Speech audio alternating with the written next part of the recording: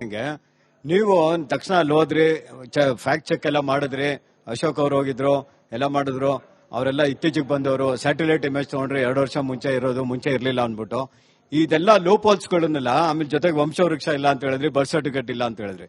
ಈ loop holes ಎಲ್ಲಾನು ನೀವೇ ಕಾಂಗ್ರೆಸ್ ಅವ್ರಿಗೆ ಎತ್ಕೊಡ್ತಾ ಇದ್ದೀರಾ. ಅದನ್ನೆಲ್ಲ ಅವ್ರು ರೆಕ್ಟಿಫೈ ಮಾಡ್ಕೊಂಡು ಕರೆಕ್ಟ್ ಆಗಿ ಸೀನಿಯಾರಿಟಿ ಲಿಸ್ಟ್ ಮಾಡಿ ಕೊಟ್ಬಿಡ್ತಾರೆ. ಅವಾಗ ಏನ್ ಮಾಡ್ತೀರಾ ನೀವು? ಈ ಡಾಕ್ಯುಮೆಂಟ್ಸ್ ಎಲ್ಲಾನು ಇಟ್ಕೊಂಡು ಸೀಕ್ರೆಟ್ ಆಗಿ ಇಟ್ಕೊಂಡು ನಾಳೆ ಕೋರ್ಟ್ಗೆ ಹೋಗಿ ಸ್ಟೇ ಆರ್ಡರ್ ತಗೊಂಡು ಈಸಿಯಾಗಿ ಹೊಡಿಬೋದಾಯ್ತು.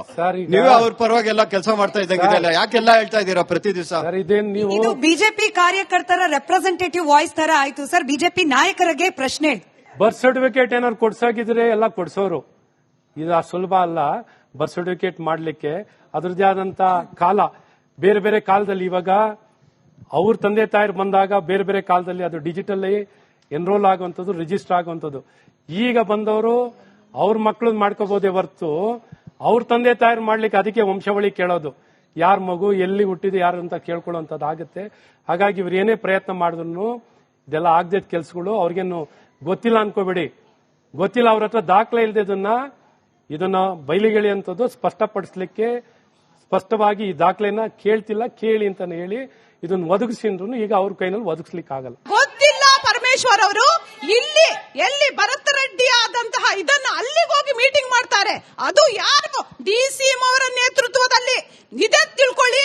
ಇಲ್ಲಿ ಡಿಸಿಎಂ ಯಾರು, ಗೃಹ ಸಚಿವರು ಯಾರು ಅಂತ ಕಾಂಗ್ರೆಸ್ ಅವ್ರನ್ನ ಕೇಳಕ್ ಇಷ್ಟಪಡ್ತೀನಿ. ಗೃಹ ಸಚಿವರು ಹೋಗಿ ಅಲ್ಲಿ ನೋಡಬೇಕಾಗಿದ್ದು. ಉಪಮುಖ್ಯಮಂತ್ರಿಗಳು ಹೋಗಿ ಬಹಿರಂಗವಾಗಿ ತಪ್ಪು ಮಾಡಿದವ್ರ ಪರವಾಗಿ ನಿಂತ್ಕೊಂಡು ಬ್ಯಾಟಿಂಗ್ ಹೊಡೆದು ಬಂದರು. ಸೊ ಹಾಗಾಗಿ ತಪ್ಪು ಮಾಡಿದವ್ರ ಪರವಾಗಿ ಸರ್ಕಾರ ನಿಂತ್ಕೊಂಡಿದೆ ಅಂದ್ರೆ, ಸರ್ಕಾರ ತಪ್ಪು ಮಾಡಿದವ್ರ ಪರವಾಗಿ ನಿಂತ್ಕೊಂಡಿದೆ. ಅವರು ಬಂಡತನದ ಅತಿರೇಕ, ಬಂಡತನ ಅಷ್ಟೇ, ಅದು ಬಂಡತನ. ಇವಾಗ ಮಹಾರಾಷ್ಟ್ರ ಪೊಲೀಸ್ ಅವರು ಬಂದು ಮೈಸೂರಿನಲ್ಲಿ ಪತ್ತೆ ಹಚ್ಚುವಂಥದ್ದು, ಗುಲ್ಬರ್ಗಾದಲ್ಲಿ ಪತ್ತೆ ಹಚ್ಚುವಂಥದ್ದು, ಬೆಂಗಳೂರಿನಲ್ಲಿ ಪತ್ತೆ ಹಂಚೋದು. Karnataka home department, Karnataka police ಏನ್ ಮಾಡ್ತಿದ್ದಾರೆ? ಸೊ ಮಹಾರಾಷ್ಟ್ರ ಪೊಲೀಸ್ ಅವರು ಬಂದು ಇದನ್ನೆಲ್ಲ ಏನು ಪತ್ತೆ ಹಚ್ಚುವಂತ ಕೆಲಸಗಳನ್ನು ಮಾಡ್ತಿದ್ದಾರೆ. ಹಾಗಾಗಿ ಇಲ್ಲಿ ಎಲ್ಲಾ ರೀತಿಯಾದಂತ ಈ ಕೆಲಸಗಳು, ಚಟುವಟಿಕೆಗಳು ನಡೀತಿದೆ ಅನ್ನೋದಕ್ಕೂ ಮತ್ತೆ ಆ ಪೊಲೀಸ್ ಇನ್ಸ್ಪೆಕ್ಟರ್ಗಳು ಹ್ಯಾಂಡ್ ಇನ್ ಗ್ಲೋ ಇದ್ರು ಅಂತಾನು ಇವತ್ತು ಅವರು ಅದನ್ನ ಮುಚ್ಚಾಕ್ಲಿಕ್ಕೆ ಸಸ್ಪೆನ್ಷನ್ ಮಾಡಿರುವಂತ ಅವರು ಇನ್ಸ್ಪೆಕ್ಟರ್ ಸ್ವತಃ ಸಸ್ಪೆನ್ಷನ್ ಆಗಿರುವಂತದ್ದು ನೀವು ನೋಡಿದೀರಾ. ಹಾಗಾಗಿ ಈ ಸರ್ಕಾರದಲ್ಲಿ ಬಹಳ ಸ್ಪಷ್ಟವಾಗಿ ವ್ಯಕ್ತ ಆಗುತ್ತೆ. ಎಲ್ಲೆಲ್ಲೂ ನೋಡ್ರು ಮಾದಕ ವಸ್ತುಗಳು ಎಲ್ಲೆಲ್ಲಿ ಬೇಕಾದ್ರೂ ಸಿಗುತ್ತೆ. ಇದಕ್ಕೆ ಎಲ್ಲ ಒಂದ್ ಕಡೆ ಉತ್ತೇಜನ, ಎಲ್ಲಾ ಕಡೆ ಸಿಕ್ತಿರೋದು ಬಹಳ ಸ್ಪಷ್ಟವಾಗಿ ವ್ಯಕ್ತವಾಗ್ತಿರೋದು. ಬಳ್ಳಾರಿಯಿಂದ ಬಿಜೆಪಿಯ ಫೇವರೇಟ್ ಟಾಪಿಕ್ ಹಿಂದುತ್ವದ ಕಡೆಗೆ ಹೋಗೋಣ. ಅಶ್ವಥ್ ನಾರಾಯಣ್ ಸರ್, ನನ್ನ ನೇರ ಪ್ರಶ್ನೆ, ಜಮೀರ್ ಅಹಮದ್ ಖಾನ್ ಅವ್ರು ಕಂಡ್ರೆ ಬಿಜೆಪಿ ನಾಯಕರಿಗೆ ಏನಾದ್ರೂ ಎಕ್ಸ್ಟ್ರಾ ಲವ್ ಅಂತ? ಯಾಕೆಂದ್ರೆ ಅವರದೇ ಕ್ಷೇತ್ರದಲ್ಲಾದ 2-3 ಘಟನೆ ನಾನು ಉಲ್ಲೇಖ ಮಾಡ್ತೀನಿ. ಗೋಮಾತೆಯ ಕೆಚ್ಚಲಿಗೆ ಬ್ಲೇಡ್ ಹಾಕ್ತಾನೆ ಒಬ್ಬ ಮಾನಸಿಕ ಅಸ್ವಸ್ಥ ಅಂತ ಹೇಳಿ ವ್ಯಕ್ತಿಯನ್ನ ತೋರಿಸಿ ಅರೆಸ್ಟ್ ಮಾಡಿಸ್ತಾರೆ. ಇದು ಹಿಂದೂ ಕಾರ್ಯಕರ್ತರಿಗೆ ಸಮಾಧಾನ ತರಲಿಲ್ಲ, ಇದೊಂದು ಕವರಪ್ ತಂತ್ರ ನಡೆದಿದೆ ಅನ್ನೋ ಆರೋಪ. ಮೊನ್ನೆ ನಡೆದ ಘಟನೆ ಓಂ ಶಕ್ತಿ ಮಾಲಾಧಾರಿ ಮಹಿಳೆಯರ ಮೇಲೆ ಕಲ್ತೂರಾಟ ಆಗತ್ತೆ, ಮಕ್ಕಳು ಇಲ್ಲಿ ಅಪರಾಧಿಗಳು ಅಂತ ಹೇಳಿ ಅವ್ರನ್ನ ಒಳಗ್ ಕಳಿಸ್ತಾರೆ. ಇದು ಕೂಡ ಅಲ್ಲಿರುವ ಸ್ಥಳೀಯರಿಗೆ ಹಾಗೆ ಹಿಂದೂ ಕಾರ್ಯಕರ್ತರಿಗೆ ಸಮಾಧಾನ ತರಲಿಲ್ಲ. ಆದ್ರೆ ಬಿಜೆಪಿ ಮಾತ್ರ ನೆಪಪಾತ್ರಕ್ಕೆ ಅನ್ನೋ ರೀತಿಯಲ್ಲಿ ಘಟನೆಯನ್ನ ಖಂಡಿಸ್ತಿದೆಯೇ ಹೊರತು ನಿಮ್ಮ ಪ್ರಖರವಾದ ಹಿಂದುತ್ವ 2 ಪ್ರಕರಣದಲ್ಲಿ ಕಾಣೋಕ್ ಸಿಗ್ಲಿಲ್ಲ. ನೋಡಿ, ಬಾರಿನೂ ಬಹಳ ಸ್ಪಷ್ಟವಾಗಿ ಎಲ್ಲಾ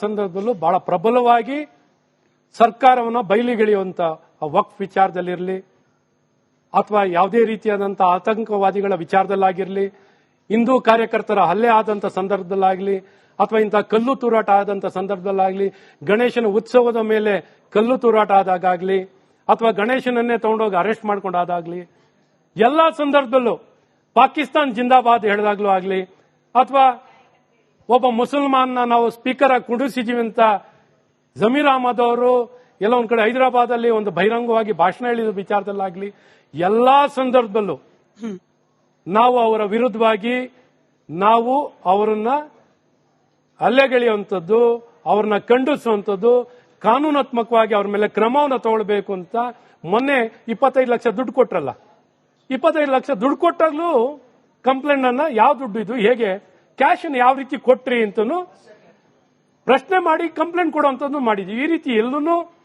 ಇವರು ಎಲ್ಲವನ್ನು ಪ್ರತಿನಿತ್ಯ ಎಡವಟ್ಟನ್ನು ಮಾಡೇ ಮಾಡ್ತಾರೆ. ಒಂದ್ ಸ್ಕ್ಯಾಂಡ್ಲೋ ಅಥವಾ ಇನ್ನೊಂದು ಎಡವಟ್ಟೋ ಏನೋ ತಪ್ಪು ಎಲ್ಲವನ್ನು ಕಾಂಗ್ರೆಸ್ ಪಕ್ಷ ಪ್ರತಿನಿತ್ಯ ಮಾಡ್ತಾನೆ ಇದ್ದಾರೆ. ಇದು ಒಂಥರ ಇಂಡೆಕ್ಸಿಂಗ್ ಮಾಡುವಂತ ರೀತಿಯಾಗಿದೆ. ಇದು ಒಂಥರ ಸೀರಿಯಲ್ಗಿಂತನೂ 10 ಸೀರಿಯಲ್ಗಿಂತ ಜಾಸ್ತಿ ಬರೋ ರೀತಿಯಲ್ಲಿ ಎಪಿಸೋಡ್ಸ್ ಇವ್ರದ್ದು ಬರ್ತಿದೆ. ಸೊ ಹಾಗಾಗಿ ಪ್ರತಿನಿತ್ಯ ಇವರನ್ನ ಬಯಲಿಗೆಳೆಯುವಂತ ಕೆಲಸ, ಇವರನ್ನು ಅಲ್ಲಗೆಳೆಯೋ ಕೆಲಸಗಳನ್ನ ಬಹಳ ಪ್ರಬಲವಾಗಿ ಜಮೀರ್ ಅಹಮದ್ ಜಮೀರ್ ಅಹಮದ್ ಅವರ ಮೇಲೆ ನಿಮಗೆ ಎಕ್ಸ್ಟ್ರಾ ಲವ್ ಅಂತ ಯಾಕೆ ಹೇಳಿದ್ರೆ ಖಂಡಿತ ಇಲ್ಲ. ಮಂಡ್ಯದಲ್ಲಿ ಗಣಪತಿ ಮೆರವಣಿಗೆ ಮೇಲೆ ಕಲ್ತೂರಾಟ ಆದಾಗ ಇಡೀ ರಾಜ್ಯದ ಬಿಜೆಪಿ ನಾಯಕರು ಕಾರ್ಯಕರ್ತರ ಪಟಾಳಮನ್ ಕರ್ಕೊಂಡು ಹೋಗಿ ಅಲ್ಲಿ ಗಲಾಟೆ ಮಾಡ್ತೀರಿ, ಅದ್ ಮಾಡಿದ್ ಸರಿನಾ ತಪ್ಪ ಬೇರೆ ತರ್ಕ. ಆದ್ರೆ ಜಮೀರ್ ಅಹಮದ್ ಖಾನ್ ಅವರ ಕ್ಷೇತ್ರದಲ್ಲಿ ಹೆಣ್ಣು ಮಕ್ಕಳ ಮೇಲೆ ಕಲ್ತೂರಾಟ ಆಗತ್ತೆ. ಮೈಕ್ ನಲ್ಲಿ ಮಾತನಾಡಿದ್ದು, ಟ್ವಿಟರ್ ನಲ್ಲಿ ಸ್ಟೇಟ್ಮೆಂಟ್ ಗಳನ್ನ ಕೊಟ್ಟಿದ್ ಬಿಟ್ರೆ ಯಾರು ಹೋದ್ರು ಬಿಜೆಪಿ ನಾಯಕರು ಆ ಹೆಣ್ಣು ಮಕ್ಕಳ ಬೆಂಬಲಕ್ಕೆ, ಯಾರು ಹೋದ್ರು ಪ್ರತಿಭಟನೆಯನ್ನ ಮಾಡ್ಲಿಕ್ಕೆ ಹೋದವರು ಹಿಂದೂ ಪರ ಮುಖಂಡರು, ಹಿಂದೂ ಪರ ಕಾರ್ಯಕರ್ತರು, ಬಿಜೆಪಿಯವರಲ್ಲ. ಘಟನೆ ಆದ ಸಂದರ್ಭಕ್ಕೆ ತಕ್ಷಣನೇ ನಮ್ಮ ಲೋಕಸಭಾ ಸದಸ್ಯರಾದಂತಹ ಸನ್ಮಾನ್ಯ PC ಮೋಹನ್ ಅವರು ತಕ್ಷಣ ಸ್ಥಳಕ್ಕೆ ತೆರಳಿ ಆ ಮಗುನ ಕರ್ಕೊಂಡೋಗಿ ಹಾಸ್ಪಿಟಲ್ ಕರ್ಕೊಂಡೋಗಿ ಟ್ರೀಟ್ಮೆಂಟ್ ಕೊಡಿಸಿ ಅವ್ರು ಮಾತಾಡಿಸಿ ಎಲ್ಲಾ ರೀತಿಯಾದಂತ ಅವ್ರಿಗೆ ಧೈರ್ಯ ಕೊಡುವಂತ ಧೈರ್ಯವನ್ನು ಕೊಟ್ಟು ವಿಶ್ವಾಸವನ್ನು ಕೊಟ್ಟು ತಕ್ಷಣ ಕೆಲಸ ಮಾಡಿದಂತವರು ನಮ್ಮ ಸನ್ಮಾನ್ಯ PC ಮೋಹನ್ ಅವರು. ತದನಂತರ ಪ್ರತಿಪಕ್ಷದ ನಾಯಕರು ಅಶೋಕ್ ಅವರು, ನಾನು ಎಲ್ಲರೂ ಆ ಸ್ಥಳಕ್ಕೆ ತೆರಳಿದೀವಿ. ಆ ಮನೆಯವರನ್ನ ಮಾತಾಡಿಸಿ ತಕ್ಷಣ ಕಾನೂನಿನ ಕ್ರಮವನ್ನು ವಹಿಸಬೇಕು ಅಂತ ನಾವು ಹೇಳಿದ ತಕ್ಷಣ ACP ಅವರಲ್ಲಿ ಸಂಬಂಧಪಟ್ಟ ವ್ಯಕ್ತಿ 3 ಜನನ ಅರೆಸ್ಟ್ ಮಾಡಿದೀವಿ ಸರ್, 3 ಜನನ ಅರೆಸ್ಟ್ ಮಾಡಿದೀವಿ ಅಂತ. ಈಗ ತನಿಖೆ ಆಗುವಂತದ್ದಾಗಬೇಕು, ತನಿಖೆ ಆಗಿ ಕ್ರಮ ವಹಿಸುವಂತದ್ದಾಗಬೇಕು.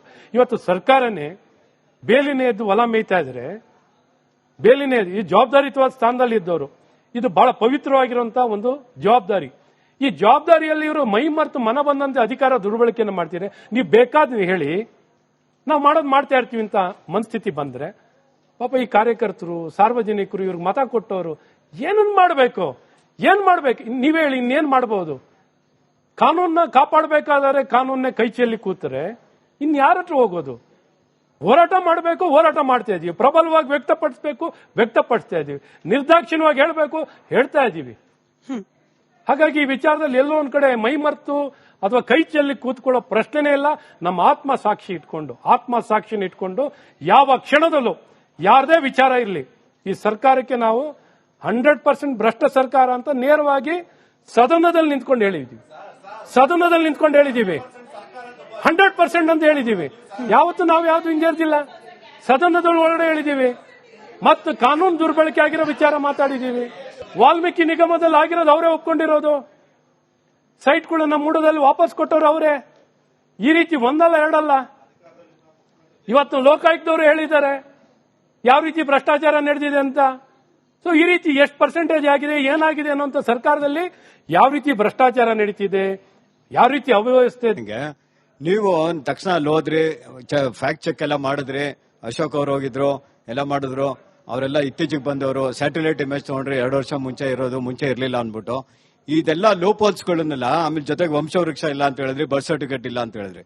ಈ ಲೂಪೋಲ್ಸ್ ಎಲ್ಲಾನು ನೀವೇ ಕಾಂಗ್ರೆಸ್ ಅವ್ರಿಗೆ ಎತ್ಕೊಡ್ತಾ ಇದ್ದೀರಾ.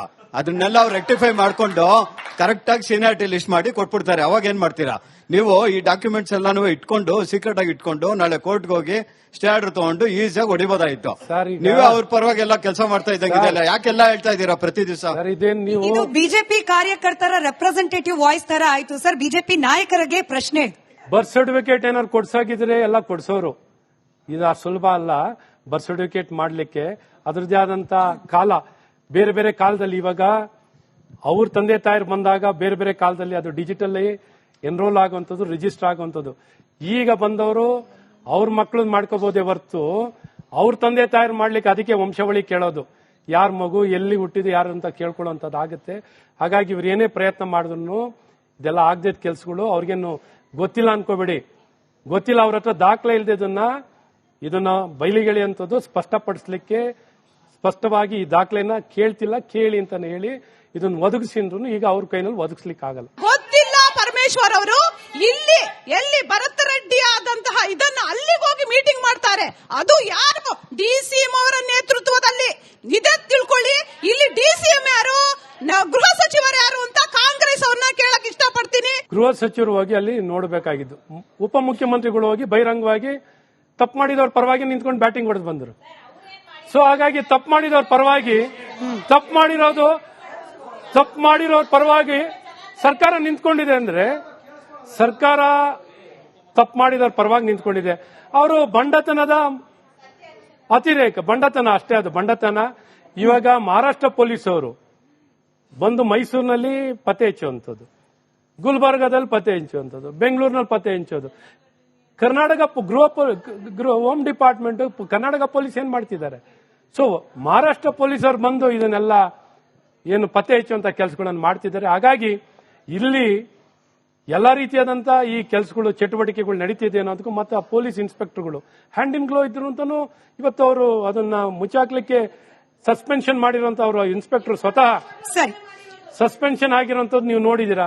ಹಾಗಾಗಿ ಈ ಸರ್ಕಾರದಲ್ಲಿ ಬಹಳ ಸ್ಪಷ್ಟವಾಗಿ ವ್ಯಕ್ತ ಆಗುತ್ತೆ. ಎಲ್ಲೆಲ್ಲೂ ನೋಡ್ರು ಮಾದಕ ವಸ್ತುಗಳು ಎಲ್ಲೆಲ್ಲಿ ಬೇಕಾದ್ರೂ ಸಿಗುತ್ತೆ. ಇದಕ್ಕೆ ಎಲ್ಲ ಒಂದ್ ಕಡೆ ಉತ್ತೇಜನ, ಎಲ್ಲಾ ಕಡೆ ಸಿಗ್ತಿರೋದು ಬಹಳ ಸ್ಪಷ್ಟವಾಗಿ ವ್ಯಕ್ತವಾಗ್ತಿರೋದು. ಬಳ್ಳಾರಿಯಿಂದ ಬಿಜೆಪಿಯ ಫೇವರೇಟ್ ಟಾಪಿಕ್ ಹಿಂದುತ್ವದ ಕಡೆಗೆ ಹೋಗೋಣ. ಅಶ್ವಥ್ ನಾರಾಯಣ್ ಸರ್, ನನ್ನ ನೇರ ಪ್ರಶ್ನೆ, ಜಮೀರ್ ಅಹಮದ್ ಖಾನ್ ಅವ್ರು ಕಂಡ್ರೆ ಬಿಜೆಪಿ ನಾಯಕರಿಗೆ ಏನಾದ್ರೂ ಎಕ್ಸ್ಟ್ರಾ ಲವ್ ಅಂತ? ಯಾಕೆಂದ್ರೆ ಅವರದೇ ಕ್ಷೇತ್ರದಲ್ಲಾದ 2-3 ಘಟನೆ ನಾನು ಉಲ್ಲೇಖ ಮಾಡ್ತೀನಿ. ಗೋಮಾತೆಯ ಕೆಚ್ಚಲಿಗೆ ಬ್ಲೇಡ್ ಹಾಕ್ತಾನೆ ಒಬ್ಬ ಮಾನಸಿಕ ಅಸ್ವಸ್ಥ ಅಂತ ಹೇಳಿ ವ್ಯಕ್ತಿಯನ್ನ ತೋರಿಸಿ ಅರೆಸ್ಟ್ ಮಾಡಿಸ್ತಾರೆ. ಇದು ಹಿಂದೂ ಕಾರ್ಯಕರ್ತರಿಗೆ ಸಮಾಧಾನ ತರಲಿಲ್ಲ, ಇದೊಂದು ಕವರಪ್ ತಂತ್ರ ನಡೆದಿದೆ ಅನ್ನೋ ಆರೋಪ. ಮೊನ್ನೆ ನಡೆದ ಘಟನೆ ಓಂ ಶಕ್ತಿ ಮಾಲಾಧಾರಿ ಮಹಿಳೆಯರ ಮೇಲೆ ಕಲ್ತೂರಾಟ ಆಗತ್ತೆ, ಮಕ್ಕಳು ಇಲ್ಲಿ ಅಪರಾಧಿಗಳು ಅಂತ ಹೇಳಿ ಅವ್ರನ್ನ ಒಳಗ್ ಕಳಿಸ್ತಾರೆ.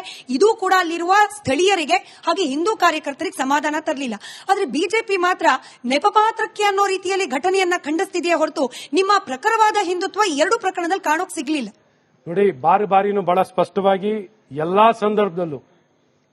ಸಂದರ್ಭದಲ್ಲೂ ಬಹಳ ಪ್ರಬಲವಾಗಿ ಸರ್ಕಾರವನ್ನ ಬಯಲಿಗೆಳೆಯುವಂತ ವಕ್ಫ್ ವಿಚಾರದಲ್ಲಿರಲಿ ಅಥವಾ ಯಾವುದೇ ರೀತಿಯಾದಂತಹ ಆತಂಕವಾದಿಗಳ ವಿಚಾರದಲ್ಲಾಗಿರಲಿ, ಹಿಂದೂ ಕಾರ್ಯಕರ್ತರ ಹಲ್ಲೆ ಆದಂತ ಸಂದರ್ಭದಲ್ಲಾಗಲಿ ಅಥವಾ ಇಂತಹ ಕಲ್ಲು ತೂರಾಟ ಆದಂತ ಸಂದರ್ಭದಲ್ಲಾಗಲಿ, ಗಣೇಶನ ಉತ್ಸವದ ಮೇಲೆ ಕಲ್ಲು ತೂರಾಟ ಆದಾಗಲಿ ಅಥವಾ ಗಣೇಶನನ್ನೇ ತಗೊಂಡೋಗಿ ಅರೆಸ್ಟ್ ಮಾಡ್ಕೊಂಡಾದಾಗ್ಲಿ, ಎಲ್ಲಾ ಸಂದರ್ಭದಲ್ಲೂ ಪಾಕಿಸ್ತಾನ್ ಜಿಂದಾಬಾದ್ ಹೇಳಿದಾಗ್ಲೂ ಆಗ್ಲಿ ಅಥವಾ ಒಬ್ಬ ಮುಸಲ್ಮಾನ್ನ ನಾವು ಸ್ಪೀಕರ್ ಆಗಿ ಕುಂಡಿಸಿದೀವಿ ಅಂತ ಜಮೀರ್ ಅಹಮದ್ ಅವರು ಎಲ್ಲ ಒಂದ್ ಕಡೆ ಹೈದರಾಬಾದ್ ಅಲ್ಲಿ ಒಂದು ಬಹಿರಂಗವಾಗಿ ಭಾಷಣ ಹೇಳಿದ ವಿಚಾರದಲ್ಲಾಗ್ಲಿ, ಎಲ್ಲಾ ಸಂದರ್ಭದಲ್ಲೂ ನಾವು ಅವರ ವಿರುದ್ಧವಾಗಿ ನಾವು ಅವರನ್ನ ಹಲ್ಲೆಗೆಳೆಯುವಂಥದ್ದು, ಅವ್ರನ್ನ ಖಂಡಿಸುವಂಥದ್ದು, ಕಾನೂನಾತ್ಮಕವಾಗಿ ಅವ್ರ ಮೇಲೆ ಕ್ರಮವನ್ನು ತಗೊಳ್ಬೇಕು ಅಂತ ಮೊನ್ನೆ 25 ಲಕ್ಷ ದುಡ್ಡು ಕೊಟ್ರಲ್ಲ, 25 ಲಕ್ಷ ದುಡ್ಡು ಕೊಟ್ಟಾಗ್ಲೂ ಕಂಪ್ಲೇಂಟ್ ಅನ್ನ ಯಾವ ದುಡ್ಡು ಇದು, ಹೇಗೆ ಕ್ಯಾಶ್ ಅನ್ನು ಯಾವ ರೀತಿ ಕೊಟ್ರಿ ಅಂತನೂ ಪ್ರಶ್ನೆ ಮಾಡಿ ಕಂಪ್ಲೇಂಟ್ ಕೊಡುವಂತದ್ದು ಮಾಡಿದ್ವಿ. ಈ ರೀತಿ ಎಲ್ಲೂ ಇವರು ಎಲ್ಲವನ್ನು ಪ್ರತಿನಿತ್ಯ ಎಡವಟ್ಟನ್ನು ಮಾಡೇ ಮಾಡ್ತಾರೆ. ಒಂದ್ ಸ್ಕ್ಯಾಂಡ್ಲೋ ಅಥವಾ ಇನ್ನೊಂದು ಎಡವಟ್ಟೋ ಏನೋ ತಪ್ಪು ಎಲ್ಲವನ್ನು ಕಾಂಗ್ರೆಸ್ ಪಕ್ಷ ಪ್ರತಿನಿತ್ಯ ಮಾಡ್ತಾನೆ ಇದ್ದಾರೆ. ಇದು ಒಂಥರ ಇಂಡೆಕ್ಸಿಂಗ್ ಮಾಡುವಂತ ರೀತಿ ಆಗಿದೆ. ಇದು ಒಂಥರ ಸೀರಿಯಲ್ಗಿಂತನೂ 10 ಸೀರಿಯಲ್ಗಿಂತ ಜಾಸ್ತಿ ಬರೋ ರೀತಿಯಲ್ಲಿ ಎಪಿಸೋಡ್ಸ್ ಇವ್ರದ್ದು ಬರ್ತಿದೆ. ಸೊ ಹಾಗಾಗಿ ಪ್ರತಿನಿತ್ಯ ಇವರನ್ನ ಬಯಲಿಗೆಳೆಯುವಂತ ಕೆಲಸ, ಇವರನ್ನು ಅಲ್ಲಗೆಳೆಯೋ ಕೆಲಸಗಳನ್ನ ಬಹಳ ಪ್ರಬಲವಾಗಿ ಜಮೀರ್ ಅಹಮದ್ ಅವರ ಮೇಲೆ ನಿಮಗೆ ಎಕ್ಸ್ಟ್ರಾ ಲವ್ ಅಂತ ಯಾಕೆ ಹೇಳಿದ್ರೆ, ಮಂಡ್ಯದಲ್ಲಿ ಗಣಪತಿ ಮೆರವಣಿಗೆ ಮೇಲೆ ಕಲ್ತೂರಾಟ ಆದಾಗ ಇಡೀ ರಾಜ್ಯದ ಬಿಜೆಪಿ ನಾಯಕರು ಕಾರ್ಯಕರ್ತರ ಪಟಾಲಮನ್ ಕರ್ಕೊಂಡು ಹೋಗಿ ಅಲ್ಲಿ ಗಲಾಟೆ ಮಾಡ್ತೀರಿ, ಅದ್ ಮಾಡಿದ್ ಸರಿನಾ ತಪ್ಪ ಬೇರೆ ತರ್ಕ. ಆದ್ರೆ ಜಮೀರ್ ಅಹಮದ್ ಖಾನ್ ಅವರ ಕ್ಷೇತ್ರದಲ್ಲಿ ಹೆಣ್ಣು ಮಕ್ಕಳ ಮೇಲೆ ಕಲ್ತೂರಾಟ ಆಗತ್ತೆ, ಮೈಕ್ ನಲ್ಲಿ ಮಾತನಾಡಿದ್ದು, ಟ್ವಿಟರ್ ನಲ್ಲಿ ಸ್ಟೇಟ್ಮೆಂಟ್ ಗಳನ್ನ ಕೊಟ್ಟಿದ್ ಬಿಟ್ರೆ ಯಾರು ಹೋದ್ರು ಬಿಜೆಪಿ ನಾಯಕರು ಆ ಹೆಣ್ಣು ಮಕ್ಕಳ ಬೆಂಬಲಕ್ಕೆ, ಯಾರು ಹೋದ್ರು ಪ್ರತಿಭಟನೆಯನ್ನ ಮಾಡ್ಲಿಕ್ಕೆ ಹೋದವರು ಹಿಂದೂ ಪರ ಮುಖಂಡರು, ಹಿಂದೂ ಪರ ಕಾರ್ಯಕರ್ತರು, ಬಿಜೆಪಿಯವರಲ್ಲ. ಘಟನೆ ಆದ ಸಂದರ್ಭಕ್ಕೆ ತಕ್ಷಣನೇ ನಮ್ಮ ಲೋಕಸಭಾ ಸದಸ್ಯರಾದಂತಹ ಸನ್ಮಾನ್ಯ PC ಮೋಹನ್ ಅವರು ತಕ್ಷಣ ಸ್ಥಳಕ್ಕೆ ತೆರಳಿ ಆ ಮಗುನ ಕರ್ಕೊಂಡೋಗಿ ಹಾಸ್ಪಿಟಲ್ ಕರ್ಕೊಂಡೋಗಿ ಟ್ರೀಟ್ಮೆಂಟ್ ಕೊಡಿಸಿ ಅವ್ರು ಮಾತಾಡಿಸಿ ಎಲ್ಲಾ ರೀತಿಯಾದಂತ ಅವ್ರಿಗೆ ಧೈರ್ಯ ಕೊಡುವಂತ ಧೈರ್ಯವನ್ನು ಕೊಟ್ಟು ವಿಶ್ವಾಸವನ್ನು ಕೊಟ್ಟು ತಕ್ಷಣ ಕೆಲಸ ಮಾಡಿದಂತವರು ನಮ್ಮ ಸನ್ಮಾನ್ಯ PC ಮೋಹನ್ ಅವರು. ತದನಂತರ ಪ್ರತಿಪಕ್ಷದ ನಾಯಕರು ಅಶೋಕ್ ಅವರು, ನಾನು ಎಲ್ಲರೂ ಆ ಸ್ಥಳಕ್ಕೆ ತೆರಳಿದೀವಿ. ಆ ಮನೆಯವರನ್ನ ಮಾತಾಡಿಸಿ ತಕ್ಷಣ ಕಾನೂನಿನ ಕ್ರಮವನ್ನು ವಹಿಸಬೇಕು ಅಂತ ನಾವು ಹೇಳಿದ ತಕ್ಷಣ ACP ಅವರಲ್ಲಿ ಸಂಬಂಧಪಟ್ಟ ವ್ಯಕ್ತಿ 3 ಜನನ ಅರೆಸ್ಟ್ ಮಾಡಿದೀವಿ ಸರ್, 3 ಜನನ ಅರೆಸ್ಟ್ ಮಾಡಿದೀವಿ ಅಂತ. ಈಗ ತನಿಖೆ ಆಗುವಂತದ್ದಾಗಬೇಕು, ತನಿಖೆಯಾಗಿ ಕ್ರಮ ವಹಿಸುವಂತದ್ದಾಗಬೇಕು. ಇವತ್ತು ಸರ್ಕಾರನೇ ಬೇಲಿನೇ ಎದ್ದು ಹೊಲ ಮೇಯ್ತಾ ಇದ್ರೆ, ಬೇಲಿನೇ ಈ ಜವಾಬ್ದಾರಿಯುತವಾದ ಸ್ಥಾನದಲ್ಲಿ ಇದ್ದವರು, ಇದು ಬಹಳ ಪವಿತ್ರವಾಗಿರುವಂತಹ ಒಂದು ಜವಾಬ್ದಾರಿ. ಈ ಜವಾಬ್ದಾರಿಯಲ್ಲಿ ಇವರು ಮೈ ಮರೆತು ಮನ ಬಂದಂತೆ ಅಧಿಕಾರ ದುರ್ಬಳಕೆಯನ್ನು ಮಾಡ್ತೀರಿ. ನೀವು ಬೇಕಾದ್ರೆ ಹೇಳಿ, ನಾವು ಮಾಡೋದು ಮಾಡ್ತಾ ಇರ್ತೀವಿ ಅಂತ ಮನಸ್ಥಿತಿ ಬಂದ್ರೆ ಪಾಪ ಈ ಕಾರ್ಯಕರ್ತರು, ಸಾರ್ವಜನಿಕರು, ಇವ್ರಿಗೆ ಮತ ಕೊಟ್ಟವರು ಏನ್ ಮಾಡಬೇಕು? ನೀವೇ ಹೇಳಿ, ಇನ್ನೇನ್ ಮಾಡಬಹುದು? ಕಾನೂನನ್ನ ಕಾಪಾಡಬೇಕಾದ್ರೆ ಕಾನೂನನ್ನೇ ಕೈ ಚೆಲ್ಲಿ ಕೂತರೆ ಇನ್ಯಾರ ಹತ್ರ ಹೋಗೋದು? ಹೋರಾಟ ಮಾಡಬೇಕು, ಹೋರಾಟ ಮಾಡ್ತಾ ಇದೀವಿ. ಪ್ರಬಲವಾಗಿ ವ್ಯಕ್ತಪಡಿಸಬೇಕು, ವ್ಯಕ್ತಪಡಿಸ್ತಾ ಇದೀವಿ. ನಿರ್ದಾಕ್ಷಿಣ್ಯವಾಗಿ ಹೇಳ್ಬೇಕು, ಹೇಳ್ತಾ ಇದೀವಿ. ಹಾಗಾಗಿ ಈ ವಿಚಾರದಲ್ಲಿ ಎಲ್ಲೋ ಒಂದ್ ಕಡೆ ಮೈ ಮರೆತು ಅಥವಾ ಕೈ ಚೆಲ್ಲಿ ಕೂತ್ಕೊಳ್ಳೋ ಪ್ರಶ್ನೆನೇ ಇಲ್ಲ. ನಮ್ಮ ಆತ್ಮಸಾಕ್ಷಿನ ಇಟ್ಕೊಂಡು ಯಾವ ಕ್ಷಣದಲ್ಲೂ ಯಾರದೇ ವಿಚಾರ ಇರಲಿ ಈ ಸರ್ಕಾರಕ್ಕೆ ನಾವು 100% ಭ್ರಷ್ಟ ಸರ್ಕಾರ ಅಂತ ನೇರವಾಗಿ ಸದನದಲ್ಲಿ ನಿಂತ್ಕೊಂಡು ಹೇಳಿದ್ದೀವಿ. 100% ಅಂತ ಹೇಳಿದ್ದೀವಿ. ಯಾವತ್ತು ನಾವು ಯಾವ್ದು ಹಿಂಜರಿದಿಲ್ಲ. ಸದನದಲ್ಲಿ ಒಳಗಡೆ ಹೇಳಿದ್ದೀವಿ. ಮತ್ತು ಕಾನೂನು ದುರ್ಬಳಕೆ ಆಗಿರೋ ವಿಚಾರ ಮಾತಾಡಿದ್ದೀವಿ. ವಾಲ್ಮೀಕಿ ನಿಗಮದಲ್ಲಿ ಆಗಿರೋದು ಅವರೇ ಒಪ್ಕೊಂಡಿರೋದು. ಸೈಟ್ಗಳನ್ನ ಮೂಡದಲ್ಲಿ ವಾಪಸ್ ಕೊಟ್ಟವರು ಅವರೇ. ಈ ರೀತಿ ಒಂದಲ್ಲ ಎರಡಲ್ಲ. ಇವತ್ತು ಲೋಕಾಯುಕ್ತವರು ಹೇಳಿದ್ದಾರೆ ಯಾವ ರೀತಿ ಭ್ರಷ್ಟಾಚಾರ ನಡೆದಿದೆ ಅಂತ. ಸೊ ಈ ರೀತಿ ಎಷ್ಟು ಪರ್ಸೆಂಟೇಜ್ ಆಗಿದೆ, ಏನಾಗಿದೆ ಅನ್ನೋಂಥ ಸರ್ಕಾರದಲ್ಲಿ ಯಾವ ರೀತಿ ಭ್ರಷ್ಟಾಚಾರ ನಡೀತಿದೆ, ಯಾವ ರೀತಿ ಅವ್ಯವಸ್ಥೆ